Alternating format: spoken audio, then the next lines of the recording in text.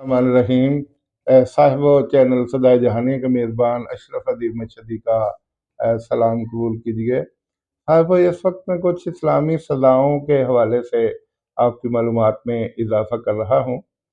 अल्लाह ताला के नबी हज़रत मोहम्मद सल्लल्लाहु अलैहि वसल्लम ने कुरान मजीद में इस्लामी सज़ाओं के बारे जो अहकामात थे वो खुलकर बयान किए और उस पर अमल भी करके दिखाया। जो शराब पीता था उसको कोड़े लगाए जाते थे, जो ज़िना करता था और उसको दो सज़ाएं दी जाती। अगर गैर शादीशुदा होता तो उसका सर कलम कर दिया जाता, और अगर शादीशुदा कमवारे के गालिबन गर्दन उड़ा दी जाती। जो शादीशुदा होते उनको ज़मीन में गाड़ के संसार कर दिया जाता। एक दफ़ा बनो मखदूम कबीले की एक खातून ने चोरी कर ली, जिसका नाम फातिमा था। तो उस कबीले के चीदा चीदा लोग हाँ हजूर सल्लल्लाहु अलैहि वसल्लम के पास सिफारिश लेके आए कि हम मुअज़्ज़ज़ ख़ानदान से तल्लुक़ रखते हैं, हमारी इस खातून का अगर हाथ काट दिया गया तो फिर हमारे लिए इस जहान में जीना मुश्किल हो जाएगा। तो आप सल्लल्लाहु अलैहि वसल्लम ने फरमाया कि अगर इस फातिमा की बजाय मेरी अपनी बेटी फातिमा भी होती तो मैं उसका दायां हाथ भी काट देता। कुरानी अहकामात ये हैं कि अगर कोई दाएं हाथ से चोरी करता है तो पहले उसका दायां हाथ काट दिया जाए, अगर दोबारा करता है तो उसका बायां हाथ काट दिया जाए, अगर फिर भी वो पाँव की मदद से करता है तो उसका दायां पाँव काट दिया जाए, और फिर भी नहीं हटता तो उसका बायां पाँव काट दिया जाए।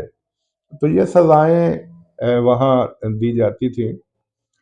वो बड़ा मशहूर वाक़या है कि एक खातून अल्लाह ताला के नबी के पास आई कि ए अल्लाह के नबी सल्लल्लाहु अलैहि वसल्लम, मुझसे गलती हो गई है, मैं ज़ना की मुर्तकिब हुई और मैं हामला हो गई हूँ, मुझे पाक कीजिए। तो आप सल्लल्लाहु अलैहि वसल्लम ने फरमाया, जब बच्चे की पैदाइश हो जाए, बच्चा खाने पीने के काबिल हो जाए तो फिर आ जाना, हम आपको संसार कर देंगे ताकि आप नेक खातून की हैसियत से जन्नत में दाखिल हूँ और खुदा के सामने हाजिर हूँ।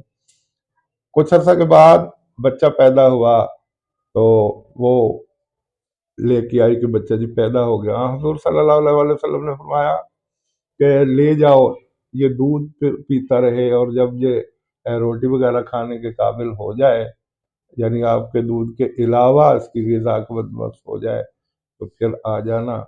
तो वो उस वक्त आई जब वो उसने दूध के साथ साथ रोटी वगैरह खाना शुरू कर दी।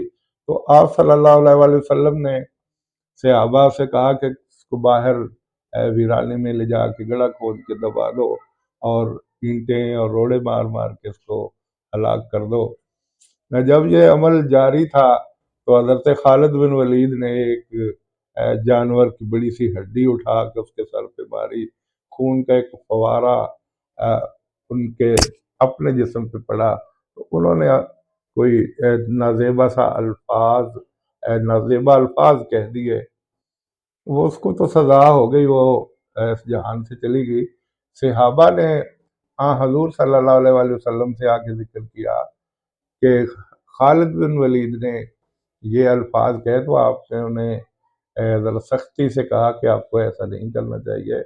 जिस खातून ने अपने आप को पाक होने के लिए हाजिर कर दिया, अपना गुनाह तस्लीम कर लिया, इर्तिकाब कर लिया, आपको ऐसा नहीं करना चाहिए था। तो उस वक्त भी ये सज़ाएं जारी थी। अब पाकिस्तान में सुप्रीम कोर्ट और हाई कोर्ट और बाकी अदालतों और इदारों में सेनेट के इजलास में बहस हो रही है कि कातिलों को या ऐसे मुजरमों को सरेआम फांसी नहीं देनी चाहिए। हकीकत है कि जब सरेआम सज़ाएं दी जाती हैं तो उसके असरात ज़रूर होते हैं। ज़ियाउल हक के पहले ज़ियाउल हक के दौरे हुकूमत में गालिबन नवाज शरीफ का वो पहला वज़ारत आला का दौर था। पंजाब में 6 कातिलों को پھانسیاں سرعام پھانسیاں دی گئی، جن میں ایک میاں چنو کا آدمی بھی شامل تھا، اور اس کو ملتان اسٹیڈیم میں سرعام پھانسی دی گئی۔ اس کا قصور کیا تھا؟ اس کی شادی ہوئی اور اس کا چھوٹا سا بیٹا تھا۔ اس عرصے میں اس کے کسی اور عورت کے ساتھ ناجائز تعلقات تھے اور وہ شادی کرنا چاہتا تھا۔ اس عورت نے شرط لگائی کہ آپ اس عورت کا جو چھوٹا سا بچہ ہے 5-6 سال کا، اس کو قتل کر کے اس کے خون کا پیالہ میرے سامنے لا کے پیش کیجیے، پھر میں آپ کی محبت کو تسلیم کروں گی اور پھر آپ سے شادی کروں گی۔ اور اس کمبخت نے اپنے 6 سالہ بیٹے کو ذبح کیا اور خون کا پیالہ لا کے اس کے سامنے پیش کر دیا۔ جب بات نکلی، اس کو جیل بھیج دیا گیا۔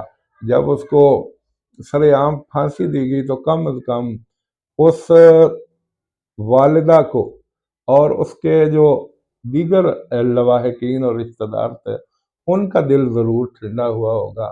اور یقین کریں، جب وہ 6 پھانسیاں ہوئیں تو عرصہ تک پنجاب میں قتل و غارت میں کمی آ گئی۔ تو جب اس طرح سر عام سزائیں ملیں تو پھر جرائم کی ریشو یقینی طور پہ کم ہو جائے گی۔